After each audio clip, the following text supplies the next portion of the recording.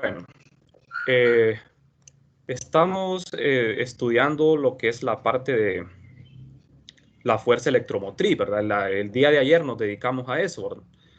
Expliqué en qué consiste una fuerza electromotriz, hicimos la parte matemática, ¿verdad? Llegamos a esta expresión que es el resultado que nos importaba, ¿verdad? Este símbolo representa la FEM, ¿verdad? O fuerza electromotriz, ¿verdad? Que recuerden que no es una fuerza propiamente dicha, ¿verdad? Es un voltaje, pero se le llama fuerza. Bien, entonces el campo que ustedes ven acá, el campo que aparece es un campo no conservativo, ¿verdad? A eso se refiere este subíndice que tiene aquí, NC, no conservativo. No es el mismo campo eléctrico de 321, ¿verdad? El campo eléctrico de 321 es este que ven acá arriba.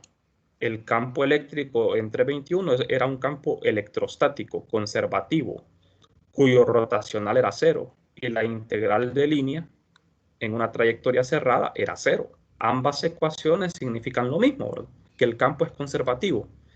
Cuando es conservativo significa que cuando una carga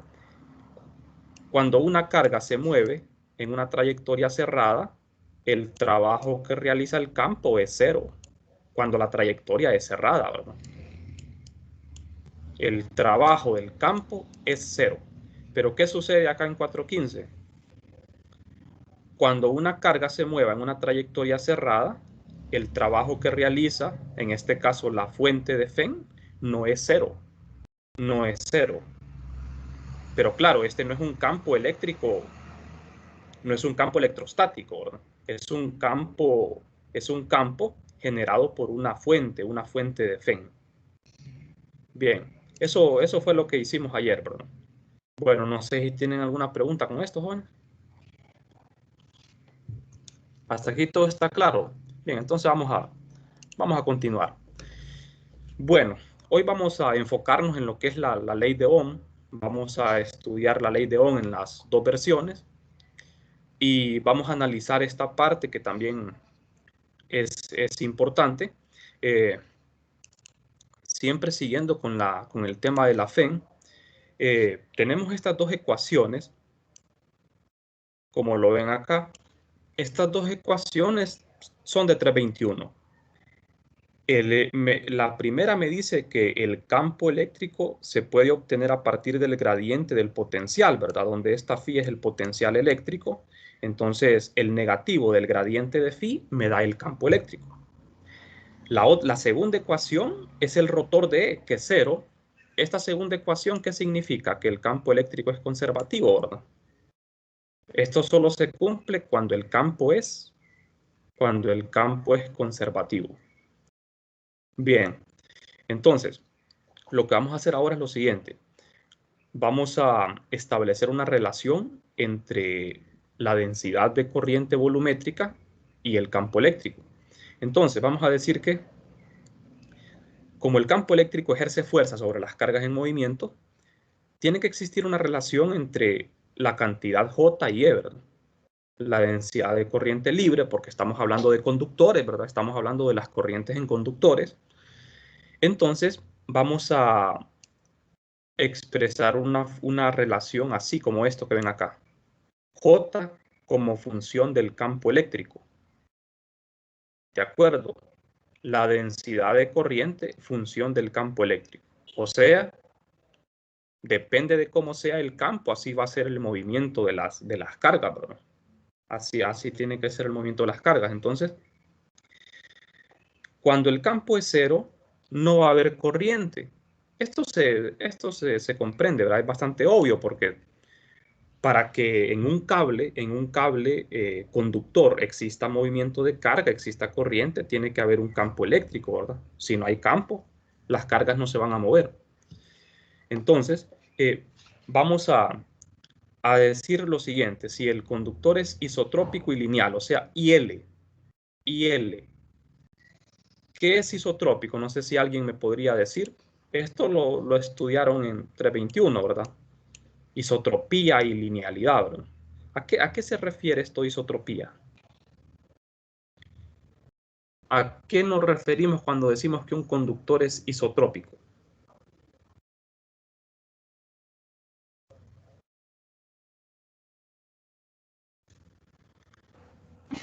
Que no depende de la dirección, creo. Sí, exactamente. ¿Usted, su nombre es? Sadie. Sadie, ¿verdad? Sí, así como lo dijo usted.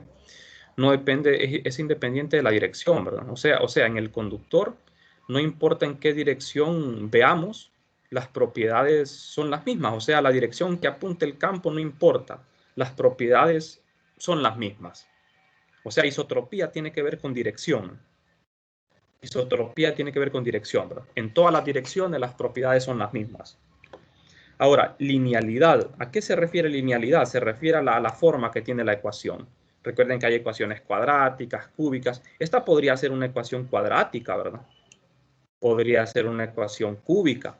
Pero como ven ustedes, es una ecuación lineal. Es una ecuación lineal. Como ven acá. Entonces, linealidad tiene que ver con eso, con la forma que tiene la expresión. Así es una función lineal. J es proporcional a E directamente, ¿verdad? Bien, esta letra que aparece aquí es la conductividad eléctrica. No la confundan con la densidad de carga superficial, ¿verdad? Que se usa el mismo símbolo. Generalmente aquí cuando hablemos de densidad de carga superficial le vamos a poner un subíndice CH. Esa notación la utiliza el libro, ¿verdad? Cuando le ponen el subíndice CH se refiere a densidad de carga superficial. Cuando no le pone el subíndice estamos hablando de conductividad. Entonces la conductividad depende de cada material, ¿verdad? La unidad de la conductividad eléctrica es el ohmio por metro a la menos 1. Sí, ¿verdad? Eso creo que ya lo habían estudiado antes, ¿verdad? Creo que en física 200 se menciona eso de la conductividad. Bien, entonces esta es una ecuación constitutiva. Las ecuaciones constitutivas las estudiaban en 321 también, ¿verdad? Que es cuando ya tocamos el tema del comportamiento de los campos en la materia, ¿verdad? Bueno, vamos a continuar con esto. Entonces, vamos a decir lo siguiente. La conductividad es independiente del campo eléctrico. Esto siempre es así, ¿verdad? La conductividad es independiente del campo eléctrico. Pero puede ser una función de la posición y la temperatura. Recuerden lo que les mencionaban antes, ¿verdad? En la clase, de que la resistencia, la conductividad depende de la temperatura. A mayor temperatura, un material suele tener una resistencia más alta, ¿verdad? Porque como hay mayor agitación térmica, entonces los electrones encuentran partículas con las que chocan a mayor temperatura. Entonces eso genera mayor resistencia. Vamos a tener una conductividad más baja, ¿verdad? Al aumentar la temperatura. Pero aquí no vamos a tocar el tema de la temperatura, sino de la posición. Esto es lo que nos interesa. Vamos a simplificarlo un poco. Entonces vamos a decir lo siguiente. Vamos a imponer otra condición de que el material, además de ser isotrópico y lineal, también sea homogéneo. Y cuando decimos que sea homogéneo, estamos imponiendo una condición a la conductividad. Vamos a decir de que la conductividad no va a depender de la posición, va a ser constante en el material. Recuerden que estamos hablando de un material, ¿verdad? Un material conductor. Entonces, en todos los puntos del material, la conductividad va a valer lo mismo, va a ser constante. Es independiente de la posición. Entonces, cuando ponemos esa condición, decimos de que el material es IHL. En 321 ustedes estudiaban materiales IHL, ¿verdad? Materiales IHL cuando estudiaban la polarización. Bien, entonces acá vamos también a hacer lo mismo con los materiales. Entonces, cuando hablemos de IHL, ya saben, ¿verdad? ¿A qué se refiere esto? Isotrópico, homogéneo y lineal. Homogéneo tiene que ver con la conductividad del material, ¿verdad? Aunque es constante. Isotrópico tiene que ver con la dirección y lineal tiene que ver con la forma de la ecuación, ¿verdad? El tipo de ecuación que tenemos. Bien, entonces, los materiales IHL satisfacen la ecuación de Laplace. ¿Qué es la ecuación de Laplace? No sé si lo recuerdan también en 321. En 321 teníamos dos ecuaciones importantes, ¿verdad? A esto se le llama, jóvenes, operador laplaciano. Cuando el operador del está elevado al cuadrado, se le llama operador laplaciano. Cuando el operador laplaciano se le aplica a un campo escalar, Eso lo vieron en 321. Tenemos que esto es igual a la densidad entre epsilon sub 0, negativo, ¿verdad? Esta ecuación la estudiaron en 321. Esto se llama ecuación de Poisson.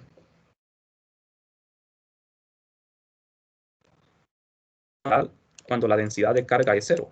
Cuando no hay carga, o sea, cuando estamos en el vacío. Entonces tenemos la ecuación de Laplace. El operador laplaciano actuando sobre la función escalar phi es igual a 0, es la ecuación de Laplace. Solo al operador del al cuadrado se le llama laplaciano. Entonces, estos materiales satisfacen la ecuación de Laplace. ¿Cómo verificamos eso? Pues lo vamos a ver. Vamos a utilizar la ecuación de continuidad, pero asumiendo de que tenemos corrientes estacionarias. Recuerden que cuando nosotros escribimos esta ecuación, estamos diciendo que la corriente es estacionaria. La divergencia de J es 0. Lo que estamos diciendo ahí es que la variación de la densidad respecto al tiempo es 0.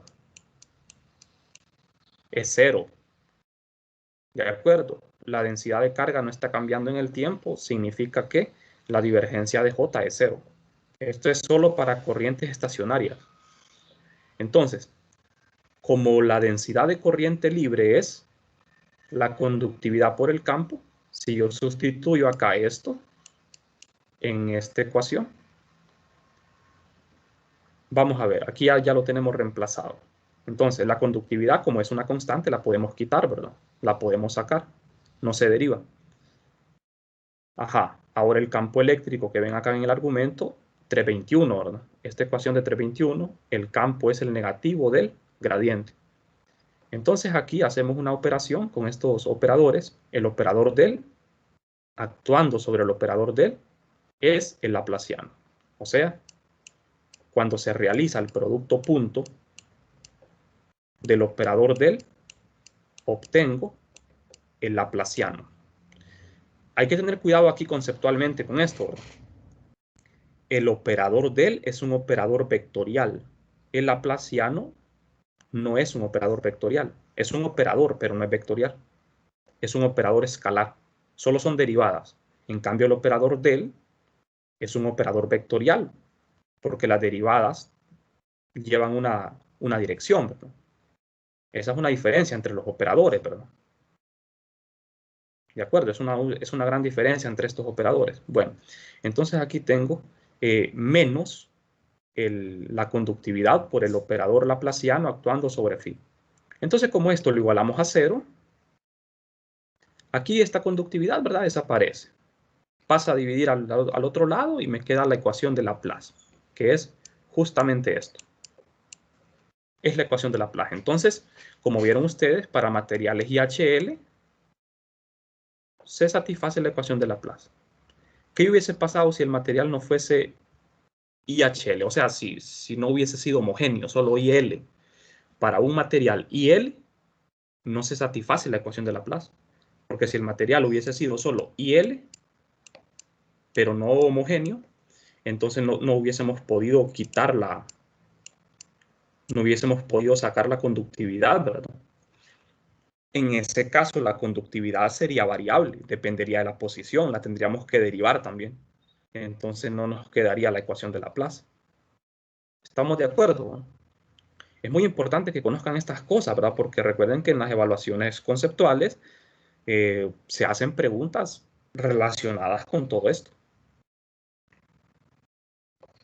Bien, no sé si tienen dudas, jóvenes.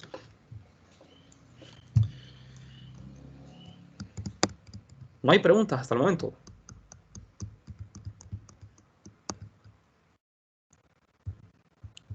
No, todo.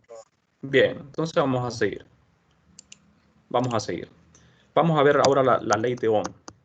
Esta parte es muy importante, ¿verdad? Para ustedes que la mayoría van a ser ingenieros eléctricos, ¿verdad? Ustedes ya conocen mucho sobre este tema, sobre la ley de Ohm, porque es una ley bastante famosa, ¿verdad? Bastante simple y bastante popular, ¿verdad? Nada más que aquí vamos a ver los dos enfoques de la ley de Ohm, ¿verdad? porque en la forma macroscópica es conocida, pero en la forma microscópica no es muy conocida. Entonces, la ley de Ohm lo que nos dice es que la diferencia de potencial que aplicamos entre los extremos de un conductor es proporcional a la corriente. Bastante sencillo, ¿verdad? Entonces vamos a ver. Para la ley de Ohm nosotros tenemos dos enfoques, la forma microscópica y la forma macroscópica. Vamos a ver ambas formas. La primera sería la forma microscópica, la ley de Ohm. Esto se aplica para conductores IHL. Entonces, como tenemos un conductor IHL, podemos escribir la relación entre J y E de esta manera. ¿De acuerdo? Esta ecuación cumple con los requisitos, ¿verdad? De que el conductor es IHL. Entonces, es conocida como la forma microscópica de la ley de Ohm. ¿Por qué microscópica? Porque esta ecuación es local, o sea, es válida en un punto en específico, ¿verdad? En un punto en específico podemos emplear esta ecuación. En cambio, la forma macroscópica tiene que ver ya con la forma de un objeto, ¿verdad? De un objeto, ya un objeto grande, macroscópico, ¿verdad? Mientras que esta ecuación no, es una ecuación local, le llaman también, ¿verdad? En cambio, la forma macroscópica la podemos obtener la forma macro a partir de la forma micro, ¿verdad? Ese es el resultado empírico descubierto por Ohm. Bien, entonces vamos a analizar eso acá. Para poder estudiar la ley de Ohm, vamos a utilizar como modelo un cilindro conductor. Siempre se utiliza este objeto, ¿verdad? Cilíndrico, conductor, porque como se asemeja, ¿verdad? Lo que son los cables conductores de electricidad, ¿verdad? Por eso usamos un cilindro, bastante simple. Entonces, en este pequeño cilindro conductor, establecemos una diferencia de potencial entre los extremos. Delta phi. Activamos, al haber una diferencia de potencial, se activa un campo eléctrico, lo que hace que las cargas se muevan. ¿En qué dirección se van a mover las cargas? En la dirección del campo. ¿Por qué? Porque estamos diciendo, ¿verdad?, que la corriente, por definición, la corriente es carga positiva, no carga negativa, aunque lo que se mueve son las cargas negativas, ¿verdad? Entonces, por eso es que ustedes ven que la dirección de J siempre apunta en la dirección de E, porque se supone que lo que se mueven son cargas positivas, ¿verdad? Eso solo es teoría, ¿verdad? Decimos de que la longitud del alambre es L, el área transversal es A, y la corriente I siempre va a tener la misma dirección de la corriente J y del campo eléctrico también, ¿verdad? Entonces, aquí tenemos otra vista de esta figura, donde pueden ver, ¿verdad?, lo mismo también. ¿En qué dirección va a fluir la corriente? Siempre va a fluir del potencial menor, quiero decir, del potencial mayor al potencial menor. Recuerden que esto del potencial mayor y menor es muy importante también en la FEM, ¿verdad? En la fuerza electromotriz. Estamos bien hasta aquí, ¿verdad? La corriente se mueve del potencial más alto al potencial más bajo. ¿Gracias a qué? A la FEM, ¿verdad? Gracias a la fuente de FEM. Bien, entonces vamos a seguir. Vamos a hacer la parte matemática ahora. Lo que queremos es obtener la ley de Ohm en la forma macroscópica. Entonces vamos a ver. Aquí vamos a emplear una de las ecuaciones de 321. La diferencia de potencial asumimos de que es constante. Si ustedes lo recuerdan, ¿a qué es igual la diferencia de potencial? Es igual a la integral de línea del campo eléctrico a lo largo de un desplazamiento, a lo largo de una línea que no es cerrada en este caso, ¿verdad? En este caso no es cerrada porque, como ustedes ven, estamos considerando una pequeña porción del material, ¿verdad? Del cilindro nada más. Entonces, nosotros aquí asumimos que la diferencia de potencial es constante y que el campo eléctrico también va a ser constante, ¿verdad? Si la diferencia de potencial se mantiene constante. De manera que este campo eléctrico yo lo puedo sacar de la integral y lo que me queda es la integral de línea, ¿verdad? Simplemente, a lo largo de un desplazamiento. El resultado de esto es E por L. Simple, ¿verdad? E por L. Como ven, esto solo lo podemos hacer si el campo eléctrico es constante. Entonces, de acá nosotros despejamos para el campo eléctrico. Es diferencia de potencial entre longitud. ¿Longitud de quién? Longitud del cilindro, del cable, ¿verdad? Y como sabemos que la definición de corriente es esta, esto es definición de densidad de corriente, joven. ¿Se acuerdan, verdad?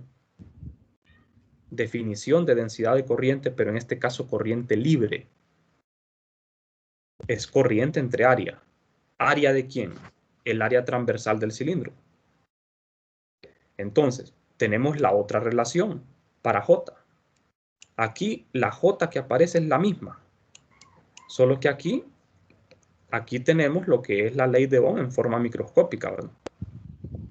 Que es la conductividad por el campo eléctrico. Entonces, ¿qué hago aquí? En el lado izquierdo sustituyo la densidad volumétrica de corriente, que es igual a corriente entre área. Jóvenes, no sé si pueden apagar su micrófono todos, por favor, creo que hay alguien que tiene encendido el micrófono, ¿verdad? Bien, entonces, en el lado izquierdo sustituyo la densidad de corriente, que es I sobre A. En el lado derecho sustituyo el campo eléctrico, que es esto. ¿Y ahora qué sigue? Entonces, lo que sigue es despejar para la corriente. Pasamos esta A a multiplicar acá al lado derecho. Y ya tenemos, ¿verdad? Prácticamente el resultado que nosotros queríamos. Solo tenemos que ordenarlo de una manera especial, ¿verdad? O sea, tenemos diferencia de potencial entre L, entre este término que es L sobre la conductividad por el área. Vamos a ver. Entonces, aquí tenemos que decir que L entre conductividad por área es R, que es lo que se llama resistencia eléctrica, ¿verdad?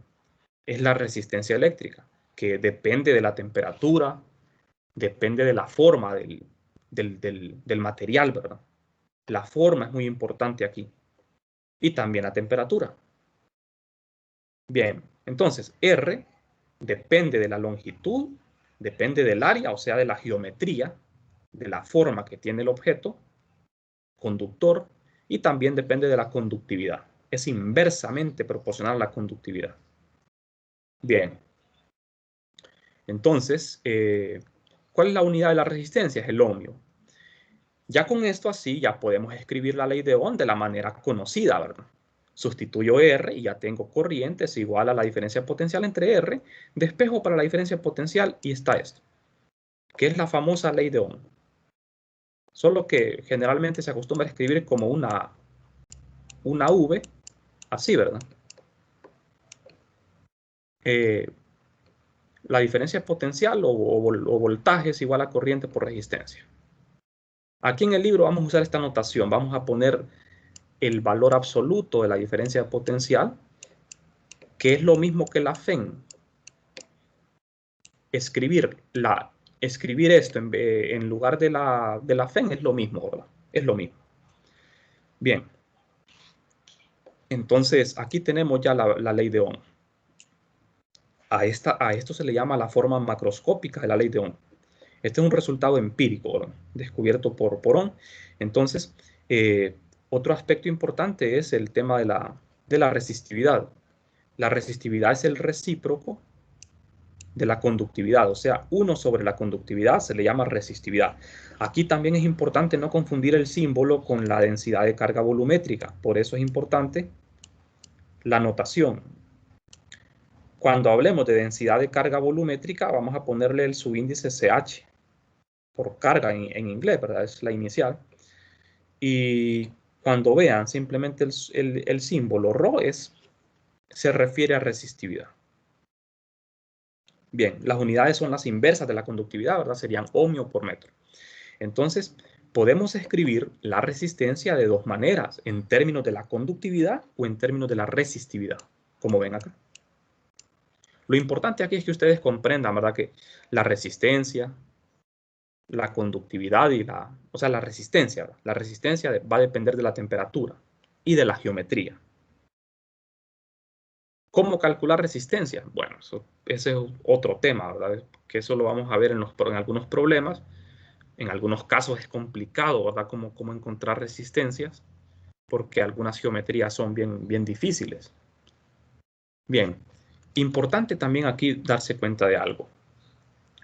Este resultado que ven acá, como estamos usando un cilindro como modelo de conductor, el cilindro tiene un área A, una longitud L. Simple la geometría, ¿verdad? Simple. Entonces, este resultado de la resistencia me está indicando que a mayor área, ¿qué le pasa a la resistencia? Al aumentar el área, disminuye, ¿verdad? Al aumentar el grosor del cable, disminuye la resistencia. ¿Y qué pasa al aumentar L? Aumenta la resistencia. ¿Qué es lo que queremos? Vamos a ver, ustedes como ingenieros, ¿qué prefieren? ¿Aumentar L o aumentar A? ¿Qué es lo que se necesita cuando uno transporta energía eléctrica? La energía se transporta en cables. Uno quiere que exista poca resistencia a la hora de transportar la energía. Entonces sería más práctico aumentar el área, ¿verdad? Para que haya menos resistencia, para que las cargas puedan fluir de una manera más libre. ¿De acuerdo? O sea, disminuir el área significa aumentar la resistencia para una longitud fija, ¿verdad? O sea, esos cables que son muy delgaditos van a tener una resistencia bien alta. ¿Y qué implica tener una resistencia alta? ¿Qué consecuencia tiene tener una resistencia muy alta? Más pérdidas. Mayor oposición. Mayor pérdida. Sí, ¿verdad? Va a haber mayor pérdida porque gran parte de la energía eléctrica se va a convertir en ¿qué? Hay una ley famosa, ¿verdad? En calor, ¿verdad? Hay un principio famoso, es la ley de Joule, ¿verdad? El calentamiento Joule. O sea, cuando un cable opone mucha resistencia al paso de corriente, se calienta. Bueno, todo cable tiene resistencia, ¿verdad? Todos los cables tienen resistencia, pero hay unos que tienen demasiada resistencia, entonces hay mucha pérdida por calor. Incluso hay unos cables que se funden, ¿verdad? Se queman por ese calentamiento Joule. Bien, entonces vamos a continuar. Aquí pueden ver ustedes en estos gráficos, para un material ómnico vamos a tener una gráfica como esta, cuando el material es ómnico, material ómnico que cumple la ley de Ohm, ¿verdad? Entonces, en un material ómnico tenemos que la corriente, si graficamos corriente contra voltaje, vamos a tener una línea recta, porque la ecuación, como ustedes ven, la ecuación es lineal. La ecuación es lineal. Al graficar corriente contra voltaje, lo que estamos haciendo es esto, ¿verdad? Donde la pendiente es 1 sobre R, como ven aquí. Y para un material no óhmico, ya como ven, la relación no es lineal. Si el material no es óhmico, no es lineal. Bien, vamos a seguir. Entonces, analizando un poco más esto de la conductividad, porque es muy importante, más adelante vamos a volver a retomar este tema, ¿verdad? Los buenos conductores de la electricidad tienen una conductividad mayor que los aislantes, lógicamente. Entonces, para conductores perfectos, decimos de que la conductividad tiende a infinito. Y para los aislantes, la conductividad tiende a 0. Tienen una conductividad bastante baja, ¿de acuerdo? Bien, entonces, la relación entre resistencia y capacitancia. Este es un tema también muy importante. Aquí vamos a hacer unos cálculos para poder obtener una relación entre resistencia y capacitancia. La capacitancia ustedes ya la estudiaron, ¿verdad? Entre 21. Y la resistencia, bueno, la estamos abordando hasta ahora con el tema de la ley de Ohm. Entonces, queremos obtener una relación, una ecuación que relacione lo que es resistencia y capacitancia. Cuando hablamos de capacitancia, bueno, en 321, no sé si ustedes recuerdan bien qué es un qué es un capacitor y para qué sirve. No sé si lo recuerdan.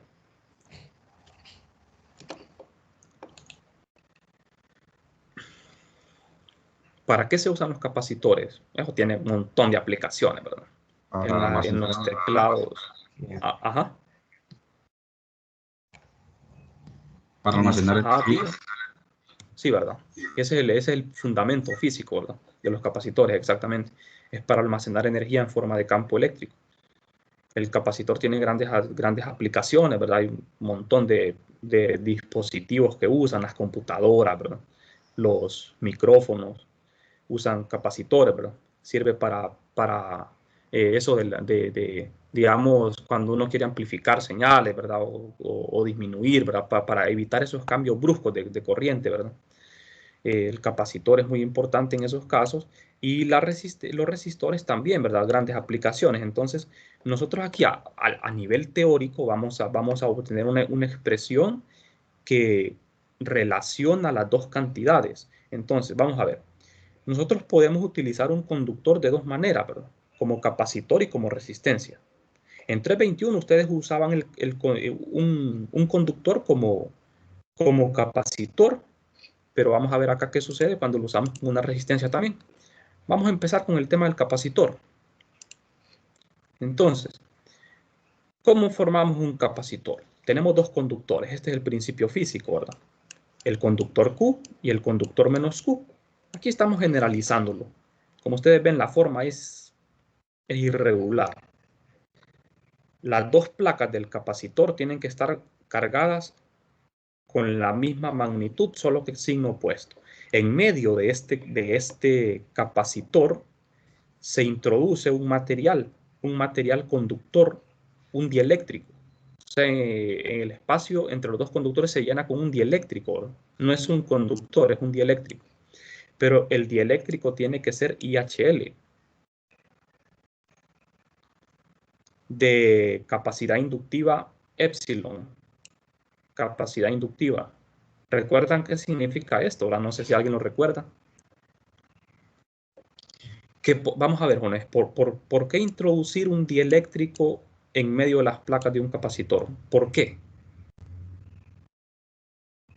¿Por qué razón? Para aumentar capacitancia. Para aumentar capacitancia, ¿verdad? Exactamente. Al introducir un dieléctrico en medio de un capacitor se aumenta la capacitancia. Es una manera muy eficiente, ¿verdad? En vez de aumentar las placas del capacitor, que no es práctico, mejor se introduce un dieléctrico, que es un material que no conduce la electricidad. Entonces, al introducir el dieléctrico, aumentamos la capacitancia. Ahora, el dieléctrico debe ser IHL, debe tener esas características también, ¿verdad?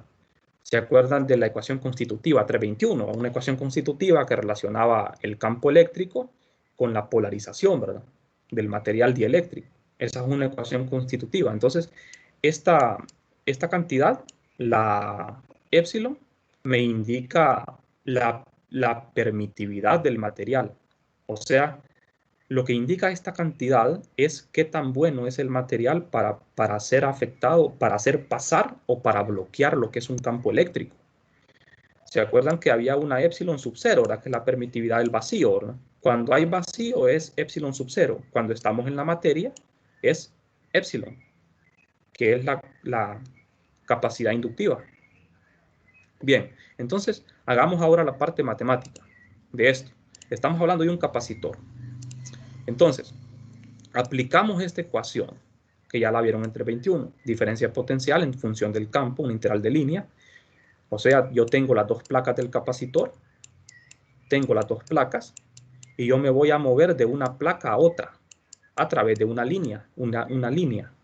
O sea, voy a integrar a lo largo de esta línea, de la placa positiva, se acostumbra, ¿verdad?, a integrar de la placa positiva a la placa negativa, siguiendo una trayectoria lineal. Entonces, vamos a ver, la carga, en este caso, como la carga está almacenada solo en la superficie de las placas, tenemos que utilizar una densidad superficial de carga. Por definición, ¿verdad? Carga es, en el caso de una densidad superficial, la carga es la densidad superficial es carga entre área. Si despejo para la carga y escribo esto como un diferencial, me queda esto. Entonces, vamos a ver. Aquí tengo esta densidad de carga, que la puedo escribir así también, ¿verdad? La puedo expresar de esta manera. Hay una ecuación constitutiva, ¿verdad? Que vieron entre 21. Aquí asumimos, jóvenes, de que la épsilon, la capacidad inductiva, es constante, porque el dieléctrico es IHL. Es IHL. La H se refiere precisamente a que la conductividad, la capacidad inductiva, es constante. Vale lo mismo en todos los puntos del material dieléctrico. A eso se refiere. Entonces, vamos a ver. Aquí tenemos la definición de capacitancia. Carga entre diferencia de potencial. La capacitancia siempre es positiva. Siempre es positiva. Se define como positiva. Entonces, tengo capacitancia acá. Entonces, ¿qué voy a hacer? En la definición de capacitancia voy a sustituir carga, que es esto, la carga, que es esto, entre la diferencia de potencial, que es esto. Simplemente sustituyo, ¿verdad? Y al sustituir eso, ¿qué tenemos? Tenemos en el numerador una integral del campo eléctrico, pero en una superficie abierta.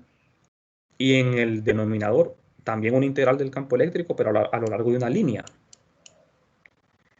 Y acá en el numerador aparece el factor este, ¿verdad? La capacidad inductiva. Bien, entonces vamos a ver. Vamos a dejarlo por ahí ahora. Y lo que sigue ahora es trabajar con la resistencia. Vamos a hacer lo mismo con la resistencia. Vamos a obtener una expresión para la resistencia en función del campo eléctrico y después vamos a compararlo con esto. Eso es lo que vamos a hacer. ¿De acuerdo? No sé si tienen preguntas hasta el momento.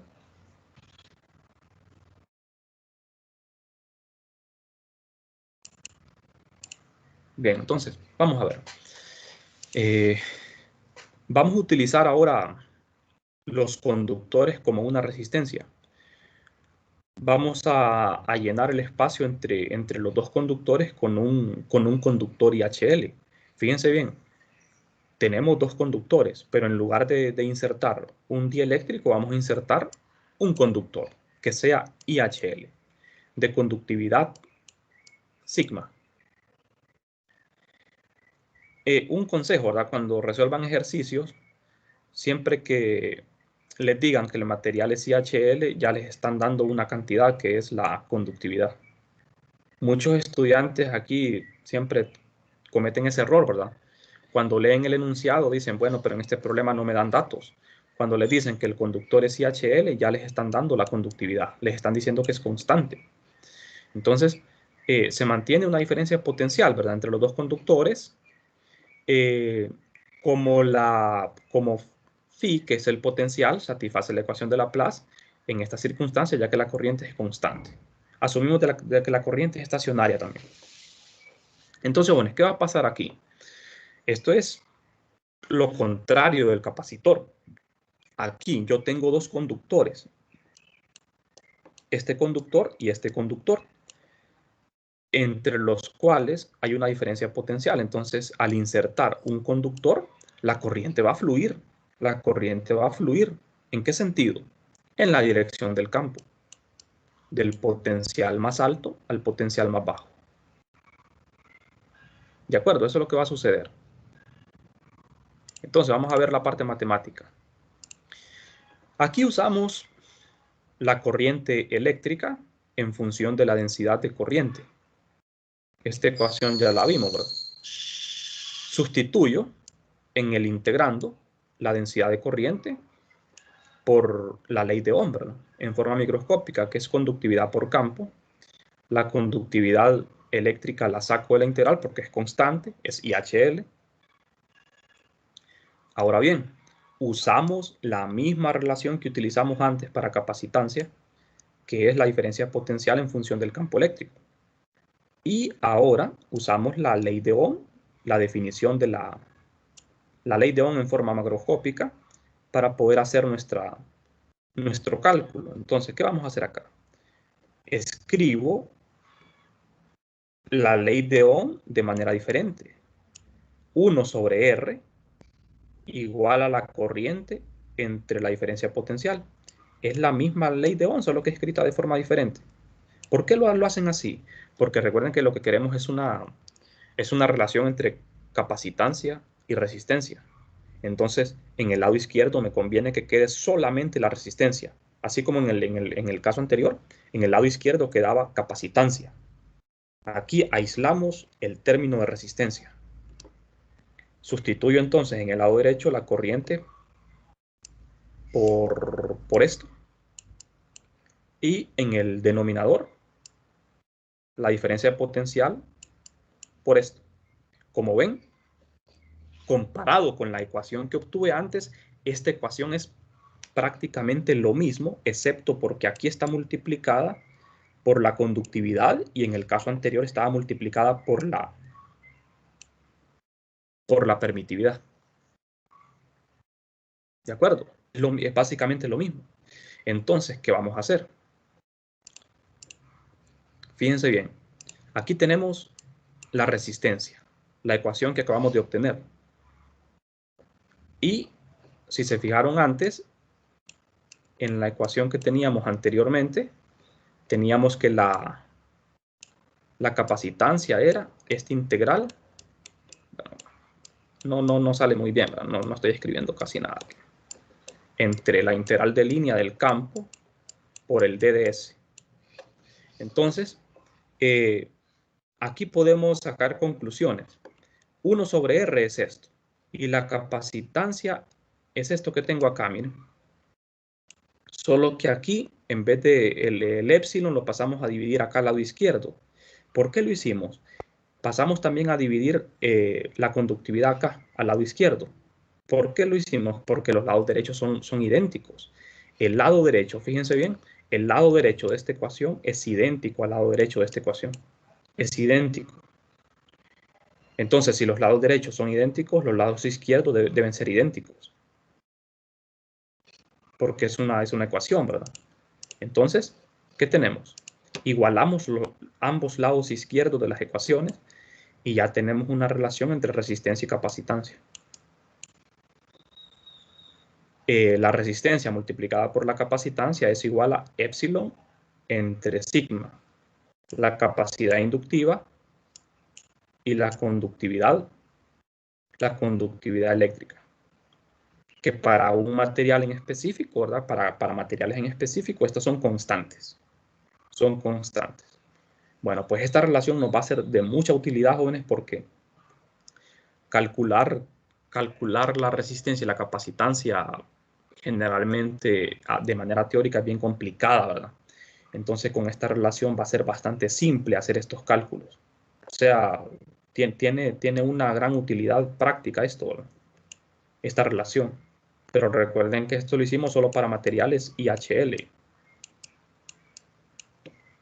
Bien. Entonces vamos a dejar la clase el día de hoy por aquí. Vamos a seguir mañana. No sé si tienen preguntas.